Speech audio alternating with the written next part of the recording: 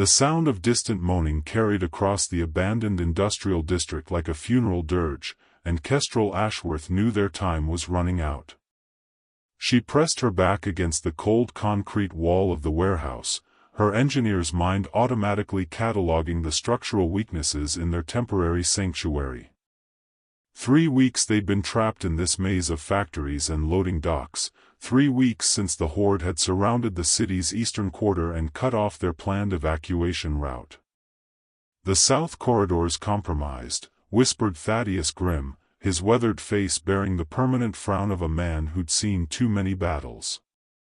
The former colonel's tactical expertise had kept their group of 7 alive longer than most, but even his military precision couldn't conjure ammunition from thin air or repair their dwindling supplies.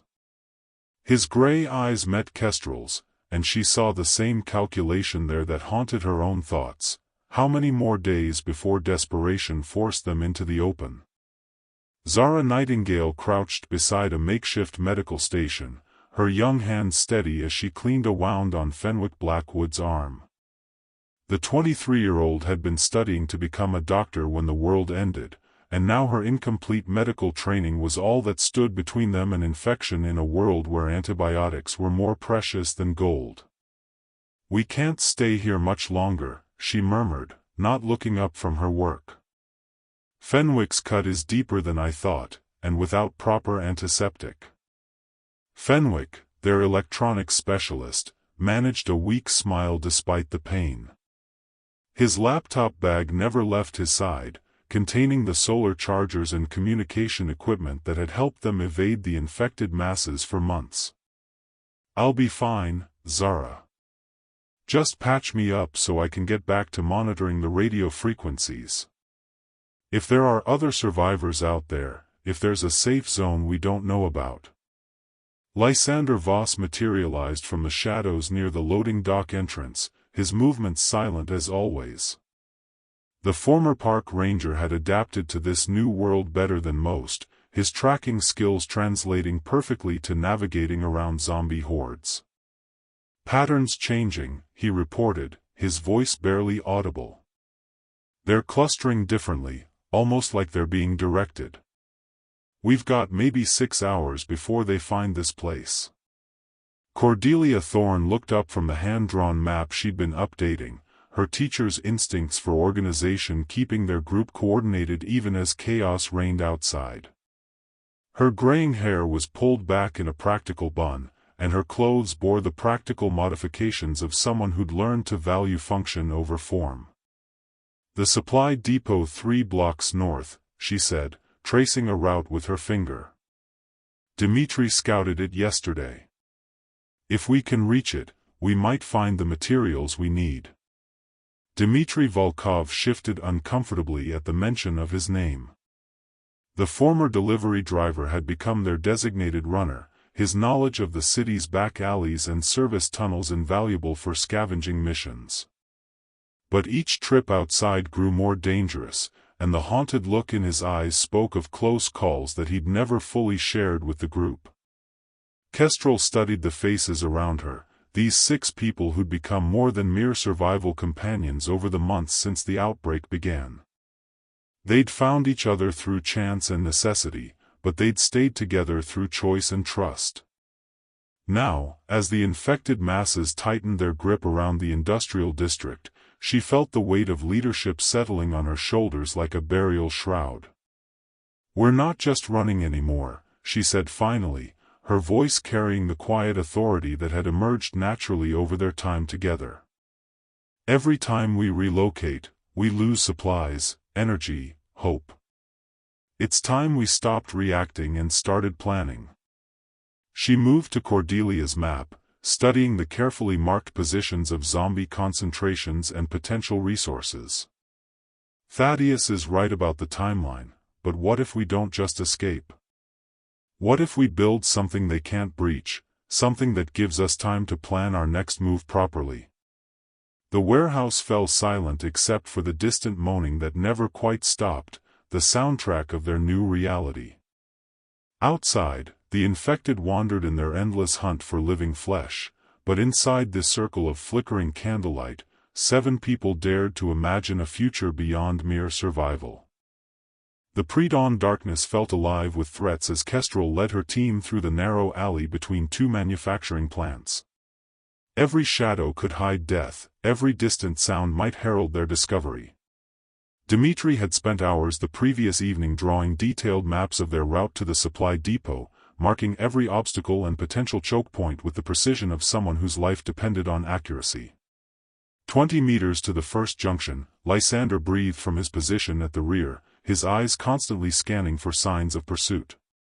They moved in a tight formation that Thaddeus had drilled into them over countless practice sessions, each person knowing their role without need for verbal communication. Fenwick grimaced with each step, his wounded arm secured against his chest, but he kept pace without complaint. Zara carried their medical supplies in a backpack designed for quick access, while Cordelia bore the communications equipment that might prove vital if they encountered other survivors. Thaddeus held point with Kestrel, his military experience evident in every measured step and calculated pause. They'd left their warehouse sanctuary in flames behind them, a calculated misdirection to draw the local horde away from their true destination. The supply depot loomed ahead, a squat concrete building surrounded by a chain-link fence topped with razor wire. Under normal circumstances, it would have been impregnable to the infected, but 3 months of abandonment had left gaps where desperate survivors had cut their way through. There, Dmitri pointed to a section of fence near the loading dock where the wire had been peeled back like the lid of a tin can. As they approached the breach, the smell hit them first, the sweet, cloying stench of decay that marked zombie territory. Kestrel's stomach lurched, but she forced herself to breathe through her mouth and keep moving. Inside the depot, they could see the scattered remains of previous visitors, some human, some infected, all picked clean by scavengers both living and dead. Movement, northeast corner, Lysander warned, and they all froze as a lone zombie emerged from behind a stack of shipping containers. Its movements were jerky, uncoordinated, suggesting it had been trapped in the depot for weeks. Thaddeus signaled for silence and pointed to Dmitri, who nodded and circled around behind the creature with practiced stealth. The takedown was quick and messy, Dmitri's improvised spear finding the base of the zombie's skull with surgical precision. They'd all learned the anatomy of their enemy through bitter experience, understanding that only complete destruction of the brain stem would stop the infected permanently. Still, Kestrel felt the familiar nausea that accompanied these necessary killings, the reminder that these creatures had once been people with names and families and dreams. Clear for now, Thaddeus reported after a thorough sweep of the building. But this place has been picked over pretty thoroughly. Most of the obvious supplies are gone. They found evidence of previous survivors everywhere, empty ammunition boxes, discarded food containers, sleeping areas marked by dirty blankets and personal belongings. Kestrel's engineering eye, however, saw possibilities where others saw emptiness. The structural steel, she said, running her hands along a support beam. The electrical conduit, the concrete barriers. We're not here for canned goods. We're here for building materials. She pulled out a measuring tape and began documenting dimensions, her mind already visualizing the defensive positions they could construct. Fenwick managed to boot up one of the depot's abandoned computers using his portable power source, his face pale but determined. Security cameras are still functional, he reported. I can tap into the feed, give us early warning if any hordes are heading this way. His fingers flew across the keyboard despite his injury, years of technical training overriding physical discomfort. Zara discovered a first aid station that hadn't been completely looted, securing bandages and antiseptic that might mean the difference between life and death in the coming days. There's enough here to treat serious injuries, she said, carefully inventorying each precious item. But we'll need to be smart about rationing. Cordelia found something even more valuable, a detailed city map showing underground utility tunnels and maintenance access points. Look at this, she called out, spreading the map across a workbench. There's a whole network of tunnels connecting the major buildings in this district. If we could secure even part of it. Outside, the morning sun climbed higher, and with it came the increased activity of the infected masses. They could hear the moaning growing closer, more coordinated, as if the creatures were somehow communicating their discovery of fresh prey. Time was running out faster than they'd hoped, but for the first time in weeks, Kestrel felt the stirring of genuine optimism. The abandoned subway maintenance facility beneath the supply depot proved to be exactly what Kestrel had dared to hope for, a defensible position with multiple escape routes and access to the city's underground infrastructure. The concrete walls were thick enough to muffle sound, and the single entrance could be easily fortified. Most importantly, the facility connected to the tunnel network that Cordelia had discovered, offering them mobility even if the surface became completely overrun. "It's like finding a bunker that someone forgot to lock," Thaddeus mused as he examined the heavy steel door that separated the facility from the main tunnel system. His military experience had taught him to appreciate good defensive terrain, and this underground complex offered advantages that even purpose-built fortifications might lack.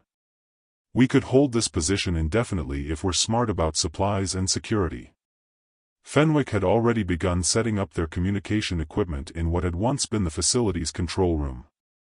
His injured arm slowed him down, but his determination was evident as he connected cables and tested frequencies. "The concrete provides natural shielding from electromagnetic interference," he explained to Zara, who was helping him organize their electronics. "We'll have better radio range down here than we ever had on the surface." Dimitri emerged from one of the side tunnels carrying a stack of maintenance logs and blueprints. "The good news is this whole system connects to emergency supply caches throughout the district," he reported. "The bad news is we're not the first ones to figure that out. I found evidence of other survivors, but the camps look abandoned." His expression suggested that the abandonment hadn't been voluntary. Lysander had been mapping the tunnel entrances and exits, his ranger's instincts adapting quickly to this underground environment. 3 main access points to the surface, he reported, marking positions on Cordelia's map. "But only one that's not currently blocked by debris or infected. We'll need to clear at least one more if we want multiple escape routes." Zara had converted a small office into a medical bay, using equipment scavenged from the depot above. "The air circulation down here is better than I expected," she observed while checking Fenwick's wound. "Lower humidity means less risk of infection, and the temperature is more stable. This place might actually be healthier than anywhere we've stayed so far." Cordelia had assumed her role as mission coordinator with characteristic efficiency, creating duty rosters and inventory lists that would help them manage their limited resources. "If we're going to make this work long-term, we need to think beyond basic survival," she said, addressing the group as they gathered around a makeshift table. "Education, maintenance schedules, psychological well-being, all the things that separate civilization from mere existence." Kestrel found herself standing before a large whiteboard that had once displayed maintenance schedules for the city's subway system. Now it would serve a different purpose, as she began sketching out defensive improvements and expansion plans. "The beauty of this position is that we can improve it incrementally," she explained, her engineer's mind fully engaged for the first time in months. "Every day we hold this place, we can make it stronger." The work began immediately, with each team member contributing their specialized skills to the common goal. Thaddeus supervised the construction of barriers and defensive positions, using materials scavenged from the supply depot above. His military engineering background proved invaluable as he calculated fields of fire and designed overlapping defensive zones. Dimitri volunteered for the dangerous task of clearing debris from one of the blocked tunnel entrances, working in shifts with Lysander to maintain security while opening their second escape route. The work was backbreaking and dangerous, requiring them to move tons of concrete and twisted metal while remaining constantly alert for signs of infected intrusion. As the first day of construction ended, the group gathered for their evening meal around a camping stove that provided both warmth and light. The canned food they'd managed to salvage tasted better somehow in this underground sanctuary, seasoned with the hope that they might actually have found a place to call home, at least temporarily. "Tomorrow we start Phase 2, Kestrel announced, studying her plans by flashlight. "Fenwick, I need you to work on getting the facility's electrical systems partially restored. Zara, We'll need a more comprehensive medical setup if we're planning to stay here long-term. Dimitri, keep working on that second exit, but carefully, we can't afford to bring the roof down on ourselves. Outside, far above their heads, the infected masses continued their endless patrol of the surface world. But down in their concrete sanctuary, 7 survivors dared to believe that they had found something more precious than mere shelter. They had found the beginning of a fortress. The attack came on their 4th night in the underground facility, swift and silent as death itself. Lysander's early warning system, a network of trip wires and improvised alarms he'd rigged in the outer tunnels, gave them barely 3 minutes to prepare before the infected found their sanctuary. "They're not just wandering," Lysander reported, his voice tight with concern as he checked his motion detectors. "This is organized, coordinated. Someone or something is directing them." The implications of his words hung heavy in the recycled air of their command center. Organized zombies meant intelligence, and intelligence meant their enemy was evolving. Thaddeus immediately began implementing their defensive protocols, positioning each team member at predetermined strongpoints. Fenwick, kill all non-essential electronics. Zara, prepare for casualties.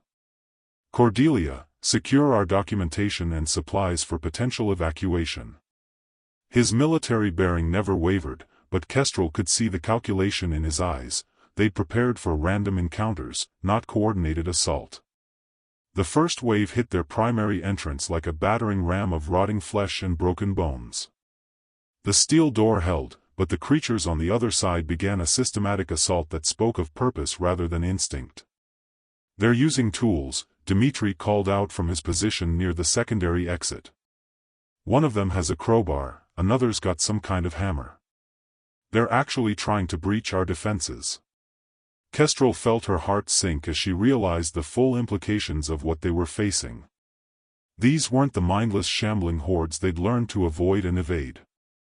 This was something new, something that had learned from previous encounters and adapted its tactics accordingly. The perfect defense strategy she'd been developing suddenly seemed woefully inadequate. The sound of tearing metal echoed through their sanctuary as the creatures began peeling back the reinforcement plating they'd installed on the main door. Fenwick worked frantically to restore power to their electrical defenses, his wounded arm hampering his progress as sparks flew from damaged circuits. "The backup generator's not responding," he called out, frustration and fear evident in his voice. Zara had positioned herself in the medical bay, ready to treat injuries, but as the breach widened, she grabbed a pistol from their weapons cache. Her medical training had taught her the human body's vulnerabilities, and that knowledge worked both ways in a world where the dead refused to stay buried. "If they get through the main door, we fall back to position 2, she announced, her voice steadier than her hands. Cordelia clutched their precious maps and documentation, the accumulated knowledge that might mean the difference between life and death if they were forced to flee. But as the sounds of destruction grew louder, she made a decision that surprised even herself. Setting down the papers, she picked up a makeshift spear and moved to support Dimitri at the secondary entrance. "If we lose this place, the maps won't matter anyway."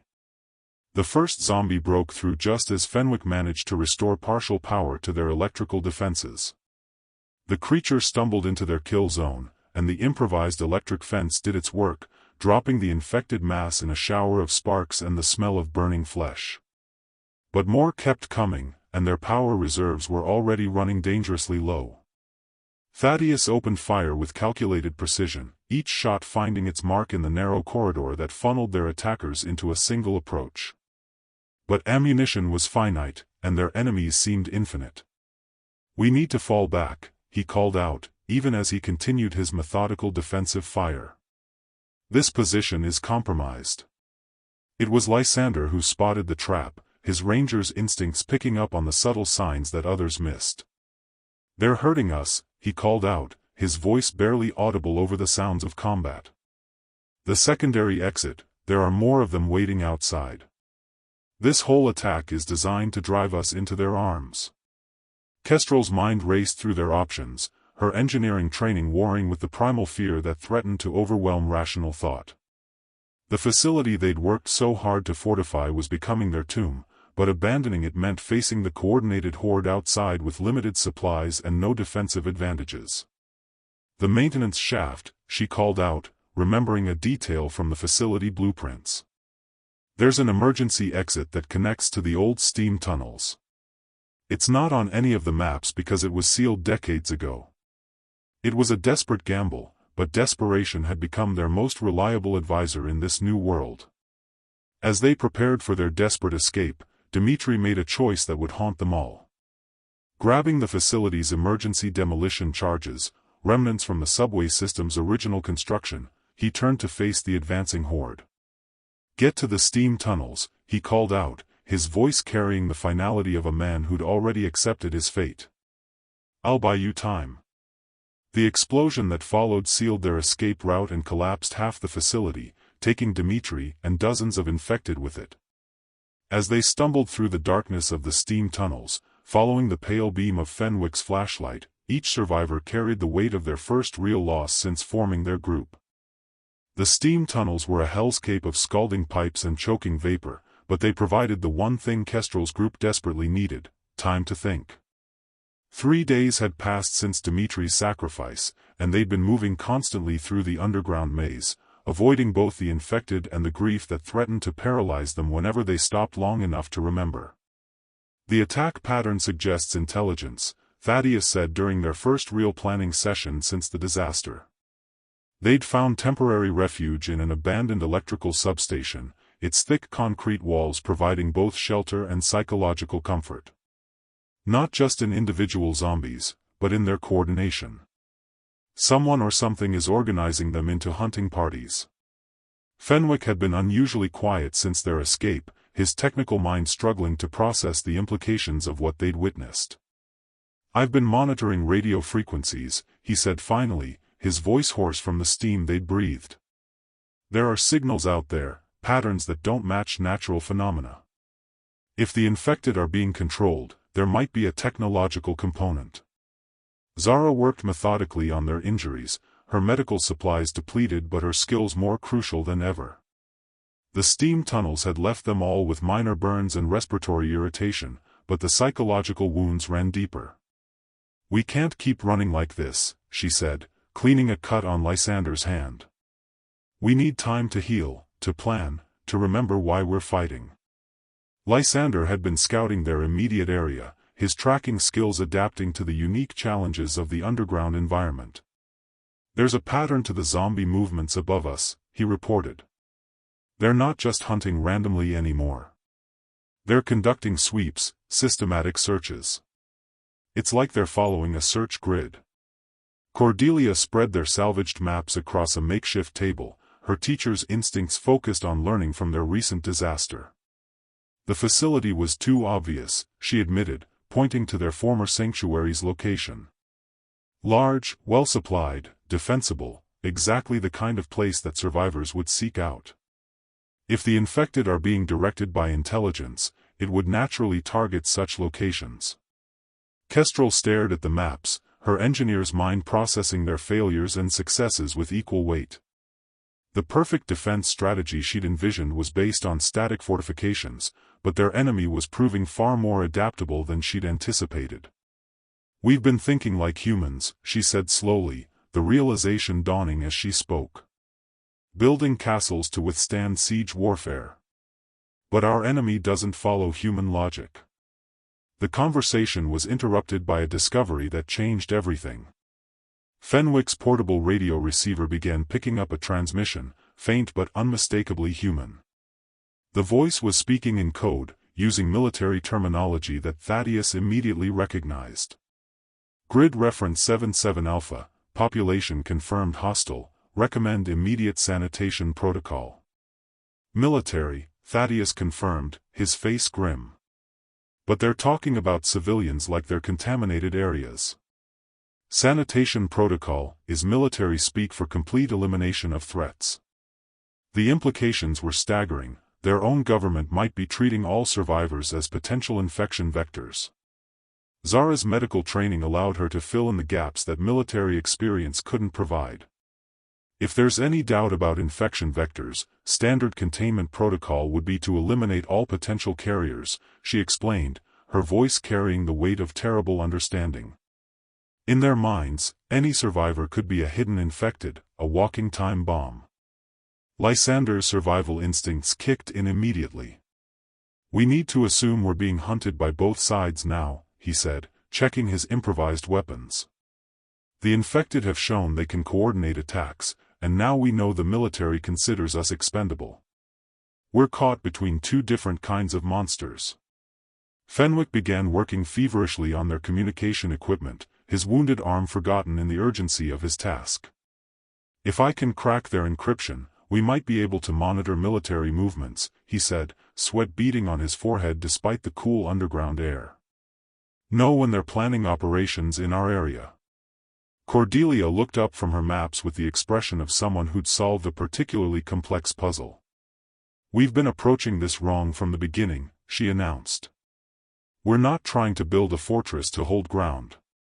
We're trying to build a mobile defense system that can adapt and respond to multiple threats." Kestrel felt the pieces clicking together in her mind, the engineer's satisfaction of finding an elegant solution to a complex problem. "Not castles," she said, her voice gaining strength as the concept crystallized. "Ships. We build something that can move, adapt, hide when necessary, fight when cornered.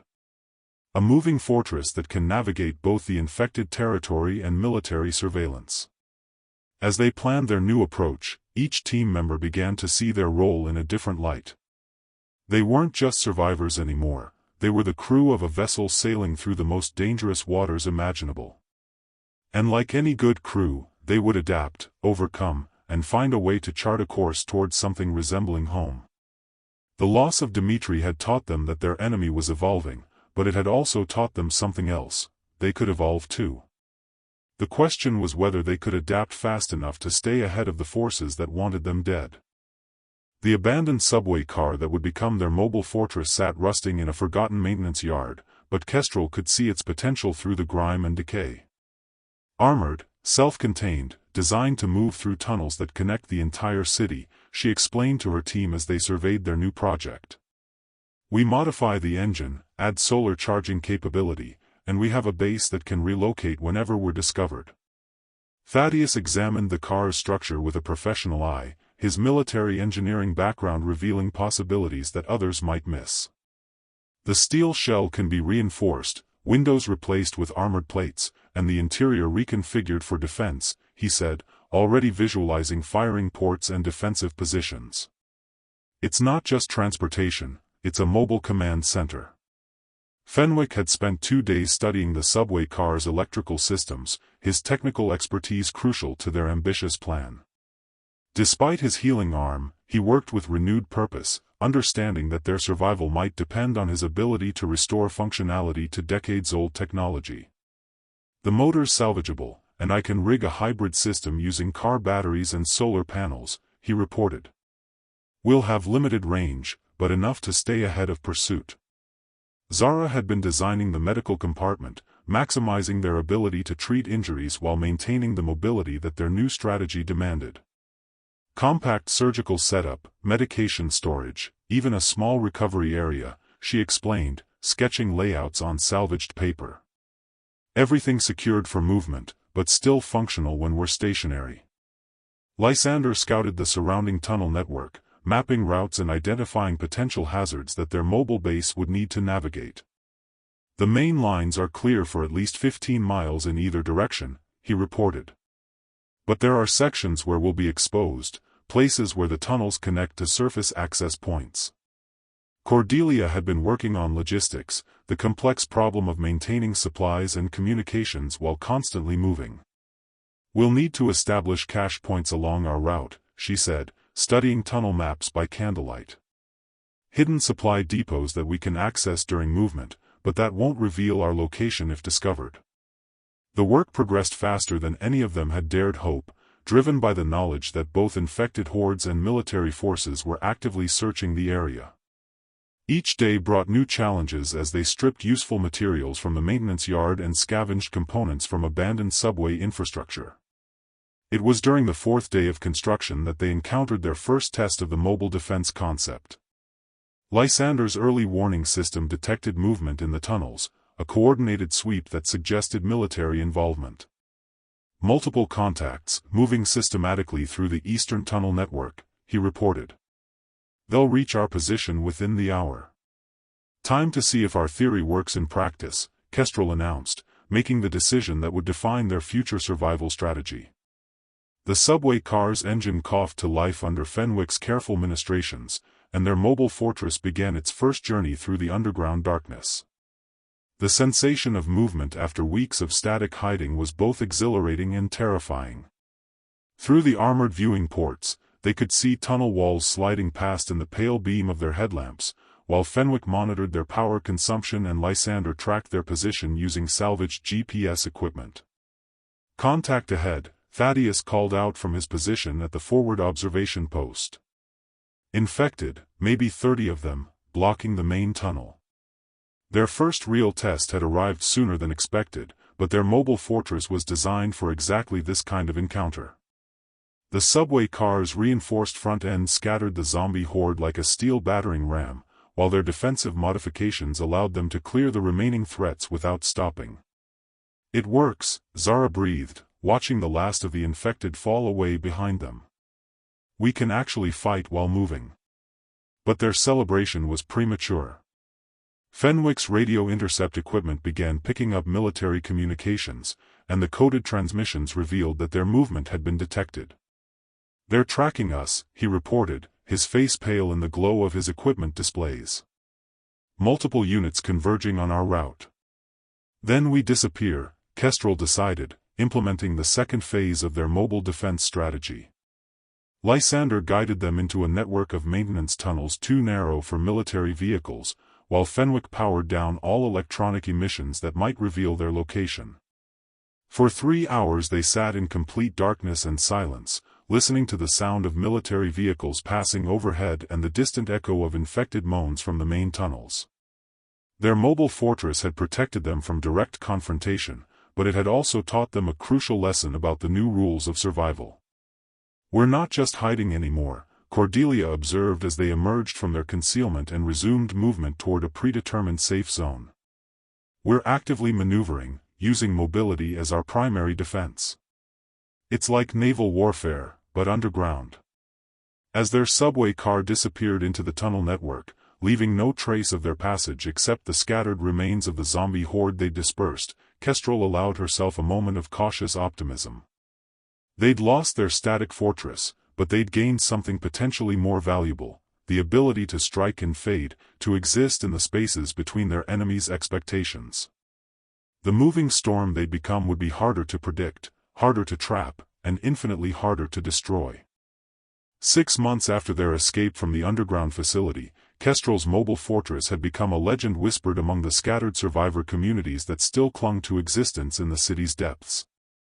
Their subway car had evolved into something unprecedented, a technological ghost that appeared without warning to rescue trapped survivors and vanished before either infected hordes or military forces could respond. Signal from the University District, Fenwick reported from his expanded communications array, the equipment now spanning most of one wall of their mobile command center. His arm had healed completely, but the experience had left him with an almost compulsive need to monitor every available frequency. Academic survivors, trapped in the library tower, maybe 20 people including children. Thaddeus studied the tactical display that had replaced their simple maps, the screen showing real-time positions of infected concentrations and military patrol patterns. "It's a trap," he said bluntly, his military experience reading danger in the mission's apparent simplicity. "The timing's too convenient, the survivors too numerous, the location too exposed. Someone wants us to come." Zara had become their unofficial counselor as well as chief medical officer, helping team members process the psychological toll of their nomadic existence. "We can't save everyone," she said quietly, but her eyes betrayed the conflict between pragmatic survival and human compassion. "Every rescue mission risks exposing our mobile base, potentially dooming all of us." Lysander had developed an almost supernatural ability to read the underground environment, his ranger skills enhanced by months of navigating the tunnel networks. "There's something else," he added, consulting his instruments. "The infected movement patterns around the university have changed. They're not just avoiding the area, they're actively staying away, like they're afraid of something." Cordelia looked up from her teaching materials, the educational programs she developed to maintain morale and prepare for an uncertain future. 20 people, she repeated, the number carrying weight that went beyond mere statistics. 20 people who might have knowledge, skills, perspectives we need. 20 people who represent the future we're fighting to preserve. Kestrel stood before the tactical display, her engineer's mind weighing probabilities and possibilities while her heart struggled with the human cost of either choice. Their mobile fortress had allowed them to rescue dozens of survivors over the past months, but each mission had become more dangerous as their enemies adapted to their tactics. "We go," she decided finally, the words carrying the weight of absolute commitment. "But we do it our way, with full countermeasures and multiple escape routes. If it's a trap, we spring it on our terms." The approach to the university took 12 hours of careful maneuvering through tunnel networks that Lysander had mapped and remapped until he could navigate them blindfolded. Their subway car moved like a mechanical predator, using abandoned maintenance shafts and forgotten utility tunnels to reach the building's basement levels undetected. "No infected in the immediate area," Lysander reported as they established their staging position. "But that's what worries me. In 6 months of operations, we've never encountered a zombie-free zone this large without finding bodies or evidence of military sanitization." Fenwick's electronic surveillance equipment revealed the truth as they prepared to breach the library's lower levels. "The survivors are real," he confirmed, monitoring their communications and vital signs through improvised sensors. "But there's something else up there, something generating electromagnetic interference that I can't identify." The rescue proceeded according to plan until they reached the library's main floor and encountered something that challenged everything they thought they knew about their enemy. The infected were there, dozens of them, but they stood motionless like grotesque statues, their decaying faces turned toward a central figure who bore no resemblance to the mindless hordes they'd been fighting. "It's still human," Zara whispered, her medical training allowing her to recognize the subtle signs of retained humanity beneath the obvious marks of infection. "Infected, but aware, intelligent. It's been controlling them, organizing them, learning from every encounter we've had." The creature that had once been human turned toward their position with movements that were fluid and purposeful rather than the jerky shambles they'd grown accustomed to. When it spoke, its voice carried the weight of accumulated knowledge and terrible purpose. "You've been magnificent," it said, addressing Kestrel directly. "Every adaptation, every innovation, every desperate survival strategy, all of it has helped us understand how to improve ourselves." Thaddeus raised his weapon, but the creature made no aggressive move, instead gesturing to the survivors they'd come to rescue. "They're unharmed," it continued. "Consider them a gift, a token of appreciation for the education you've provided. Your mobile fortress, your rescue operations, your evolution from simple survivors to something more sophisticated, all of it has shown us what we needed to become." The truth hit Kestrel like a physical blow. They hadn't been fighting a mindless plague, they'd been participating in an evolutionary arms race, with their own innovations driving their enemy's development. Every successful escape had taught the infected new tactics, every defensive strategy had been analyzed and countered, every rescue mission had provided data for their enemy's inexorable improvement. The military's not hunting survivors, she realized, the pieces falling into place with devastating clarity. They're hunting these evolved infected, the ones smart enough to learn from us. We've been bait in a trap we didn't even know existed. As they evacuated the university survivors and retreated to their mobile fortress, the weight of revelation settled over the group like a burial shroud. They'd saved 20 people, but they'd also confirmed their worst fears about the nature of their enemy and their own unwitting role in its evolution. Months later, as their subway car disappeared into the deepest tunnels beneath the city, Kestrel stood before a wall covered with maps and photographs of the survivors they'd rescued. Hundreds of people now lived because of their interventions, scattered across hidden communities and mobile settlements that continued the work of preserving human civilization. But in the darkness beyond their lights, she knew their true enemy was evolving too, learning from every encounter, growing stronger and smarter with each passing day. The perfect defense strategy they'd sought had become an endless dance between predator and prey, with each side driving the other toward increasingly sophisticated forms of survival. In the end, perhaps that was enough, not victory or defeat, but the continuation of the dance itself, the refusal to surrender to either mindless destruction or calculated extinction. As long as they kept moving, kept adapting, kept fighting, the light of human ingenuity would continue to flicker in the darkness. And in the deepest tunnels beneath a dead city, that flickering light carried the whispered promise that somewhere, somehow, the dance would eventually lead to dawn.